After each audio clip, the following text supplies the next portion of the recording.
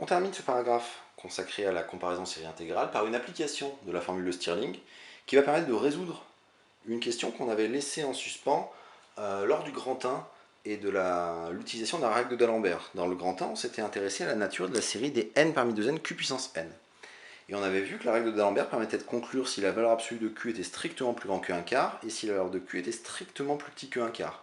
On avait vu que si la valeur de q était strictement plus petit que 1 quart, la série convergeait, elle était absolument convergente, et que si la valeur absolue de q était strictement plus grand que 1 quart, la série divergeait grossièrement. Et il reste le cas si q égale 1 quart. Et bien si q égale 1 quart, la règle d'Alembert ne permettait pas de conclure. Et bien la formule de Stirling va nous donner un équivalent simple des termes, à savoir que si q égale 1 quart, n parmi 2n fois 1 sur 4 puissance n, donc j'ai réécrit mon coefficient binomial n parmi 2n avec les factoriels, ça fait factoriel 2n sur factoriel n fois factoriel n, fois 1 sur 2 puissance 2n. Et ensuite, j'utilise la formule de Stirling.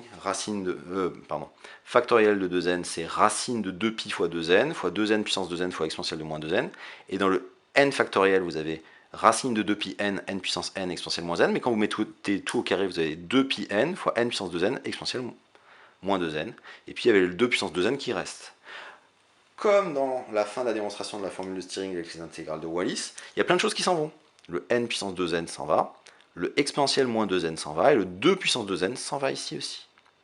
Il reste finalement, là il y avait un 4, un racine de 4 qui fait un 2 qui s'en va aussi. Là il y a racine de pi sur pi qui fait 1 sur racine de pi, et racine de n sur n qui fait 1 sur racine de n. Et on obtient finalement que cette quantité-là est équivalente à 1 sur racine de pi n, c'est-à-dire 1 sur racine de pi fois 1 sur n puissance 1,5.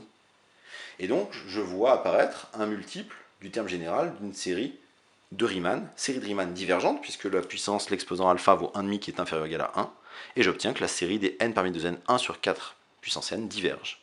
Et donc, on obtient bien que cette série-là diverge pour q égale 1 quart, quand bien même l'équivalent qu'on a obtenu permet de justifier que n parmi 2n 1 sur 4 puissance n tend vers 0. Donc là, encore une fois, on a une série qui n'est pas grossièrement divergente, puisque la suite tend vers 0, mais qui est divergente, grâce à l'équivalent que j'ai obtenu avec une série de Riemann. Si q égale moins 1 quart, eh ben on va pouvoir appliquer le théorème spécial sur les séries alternées. Pourquoi? Parce que le moins 1 quart puissance n, je vais l'écrire moins 1 puissance n fois 1 sur 4 puissance n, donc je me retrouve avec la série des moins 1 puissance n fois cette quantité-là. Donc on a la série des moins 1 puissance n à n, avec an qui fait n parmi 2n 1 quart puissance n, qui est strictement positif, qui tend vers 0 grâce à l'équivalent que j'ai trouvé précédemment. Pour appliquer le théorème spécial sur les séries alternées, il resterait à voir que la suite an est décroissante. Quand j'ai une suite à terme strictement positive, une façon de voir qu'elle est décroissante, c'est de regarder an plus 1 sur an. Alors j'aurais pu regarder le signe de an plus 1 moins an, mais comme ici j'ai des coefficients binomiaux qui font que j'ai des simplifications qui se font, d'ailleurs comme dans la règle d'Alembert, quand je calcule an plus 1 sur an et que je le compare à 1, j'obtiendrai aussi la monotonie de la suite. Quand je simplifie, j'ai un 1 quart puissance n plus 1 divisé par 1 quart puissance n, il reste un 1 quart, et puis j'ai le quotient des coefficients binomiaux. Si vous l'écrivez avec les factoriels, vous voyez, on l'avait déjà fait dans la règle d'Alembert, que quand on simplifie, il reste 2n plus 1, 2n plus 2 sur n plus 1 au carré. Le n plus 1 au carré va simplifier ici, j'ai un 2 qui s'en va et j'obtiens 2n plus 1 sur 2n plus 2, qui est plus petit que 1, donc la suite an est décroissante.